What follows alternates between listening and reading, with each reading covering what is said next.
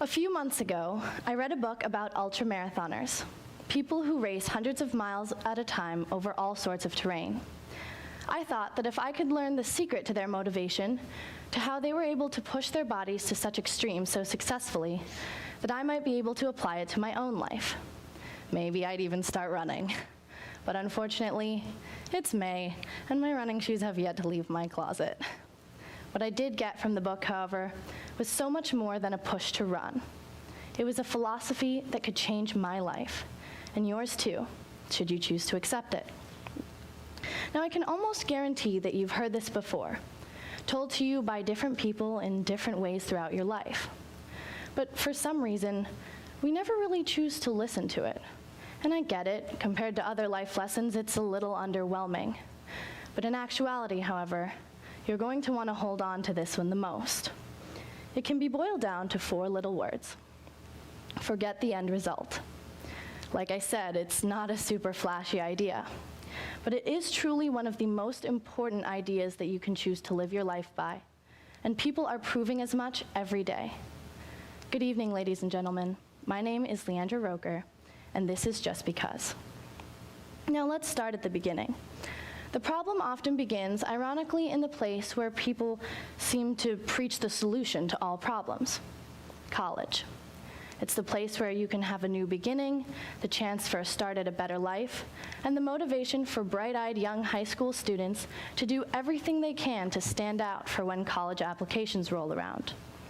Now, as I'm sure many of you are aware, everything they can often entails joining of an overabundance of clubs, sports, and various other extracurriculars to bulk up a resume. But what ends up happening is never, unfortunately, what was originally intended.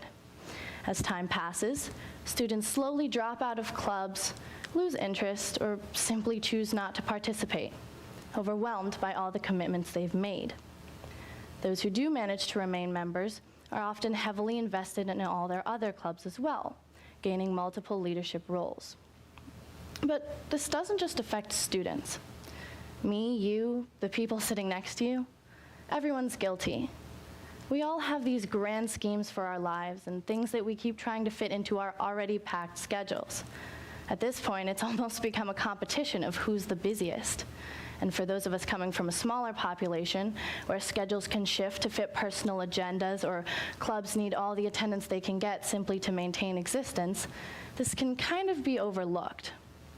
But sooner or later, there comes a point when a club won't hinge on you being there, and a schedule will continue to move on whether you can make it or not.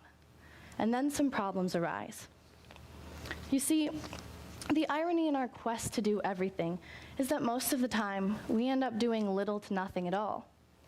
Lost in events we have no interest in, people find themselves not having the time they thought they would, or half-heartedly doing what's asked of them, with little commitment to what they originally were so invested in doing.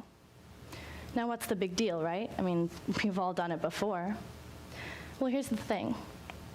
If we can avoid this, even just by taking one step in the opposite direction, we could achieve a level of greatness that could never be imagined. For those of you that want a quantitative idea of that greatness, a Gallup poll crunched the numbers for you. As of right now, 70% of American workers are currently disengaged from their jobs. 70%. And you all got to choose your careers. Now, this 70% is currently costing the US economy an estimated $550 billion each year. Now imagine if we had all chosen to do something we truly loved. It doesn't have to be your job, that's just an example. But imagine if we chose to do something that we all truly love to do. If the one act of taking part in something we already want to do could already put $550 billion into our economy, imagine what else we could do for the world, for our futures. Which is why we need to stick to those 4 little words. Because forgetting the end result means asking yourself to choose. Doing something for the reward, no matter what form that reward may take, may seem like great motivation at first. But the best motivation, the real success, as the winners of our world have already figured out, is that to truly be great at something, to get the most out of what you're doing, you have to love it. Take the ultramarathoners. The people winning those races weren't the ones who went in thinking about how badly they wanted first place. They were the ones that enjoyed themselves, that could run for days and days and could keep on running if they had the opportunity because that was what they loved to do.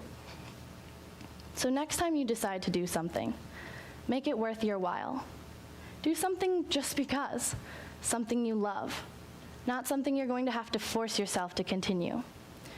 Break a habit that you've done for years simply because you've done it for so long. Pursue a hobby that you've never had time to do. You won't enjoy it otherwise. And the little box of greatness inside you will continue to sit on its shelf untouched. And when you can live in the moment, enjoying yourself not because of future reward, but because you truly enjoy every minute of what you're doing, you'll get so much more from it than you can have ever asked for. And let's be honest, what reward is better than that? Thank you.